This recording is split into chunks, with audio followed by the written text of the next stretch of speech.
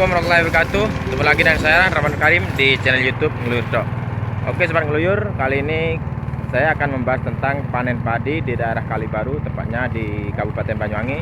Yang mana padi saat ini, musim saat ini adalah musim panen padi. Ini akan membahas tentang seperti apa penanaman padi di Kalibaru Banyuwangi. Oke sobat ngeluyur, simak video-video berikut ini bersama saya Rahman Karim di channel YouTube Ngeluyur Dok. Oke sobat ngeluyur, padi merupakan jenis tanaman pangan yang mempunyai peran penting sebagai tanaman pangan dunia, terutama di Indonesia. Karena Indonesia termasuk negara dengan makanan pokok beras dan mengkonsumsi beras terbesar. Untuk meningkatkan hasil panen padi, diperlukan kualitas benih merupakan kunci keberhasilan dalam budidaya padi.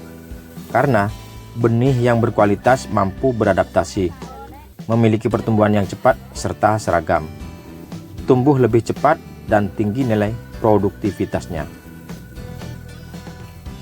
Sedangkan pemilihan benih berkualitas dapat dilakukan dengan mudah, yaitu dengan merendam benih dalam larutan garam dengan menggunakan indikator telur. Letakkan telur di dasar air dan masukkan garam hingga telur terangkat di permukaan. Selanjutnya, telur diambil dan masukkan benih padi. Benih yang mengambang dibuang. Adapun persemaian benih bisa dilakukan 25 hari sebelum masa tanam. Dan benih sebaiknya direndam sebelum ditanam selama 2 kali 24 jam agar mampu menyerap air dengan maksimal untuk proses awal perkecambahan. Sebelum disemai, lahan diberi sedikit pupuk organik untuk persediaan hara. Dan untuk pengolahan lahan sebenarnya bertujuan untuk mengubah sifat fisik tanah agar lapisan yang semula keras menjadi datar dan melumpur. Hal ini akan membuat gulma mati dan membusuk, serta menjadi humus.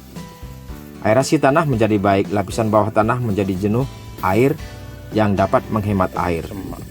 2 minggu sebelum dilakukan pengolahan lahan sebaiknya diberikan bahan organik berupa pupuk kandang 2 ton per hektar ya teman, dan kompos jerami 5 ton per ha secara merata di atas lahan. Pengolahan lahan bisa dilakukan dengan 2 kali bajak dan 1 kali guru untuk mendapat hasil olahan maksimal. Sedangkan cara penanaman, terdapat berbagai cara penanaman padi. Namun lebih disarankan dengan cara tanam cacar lekowo, yaitu 2:1 atau 40 kali 20 kali 10 cm. Cara tanam ini akan memberikan jumlah populasi yang banyak dengan produksi lebih tinggi dibanding dengan cara konvensional pada umumnya.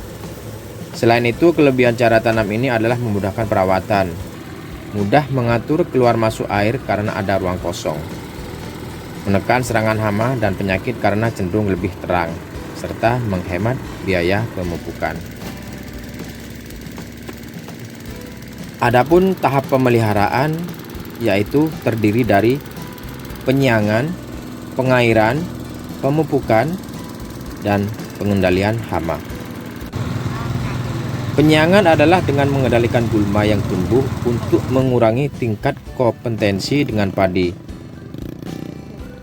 Pengairan adalah dengan memenuhi kebutuhan air padi baik dari segi kualitas dan maupun kuantitas.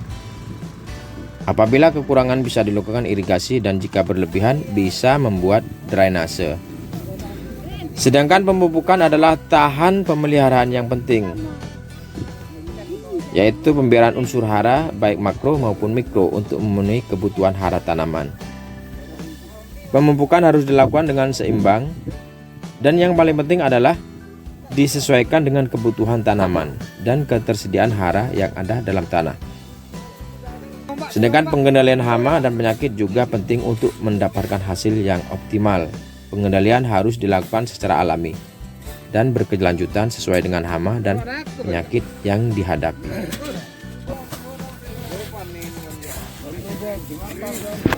Sedangkan panen bisa dilakukan ketika bulir padi hampir keseluruhan telah menguning, yang biasanya 33 sampai 36 hari setelah padi berbunga.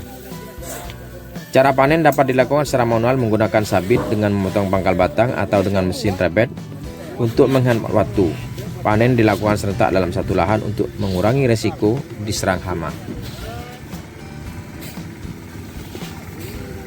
Luyur, cukup sekian video kali ini tentang pembahasan panen padi di daerah Kalibaru Banyuwangi. Semoga video ini bermanfaat buat kalian semuanya, dan saya barangkali mengucapkan banyak terima kasih dan assalamualaikum warahmatullahi wabarakatuh.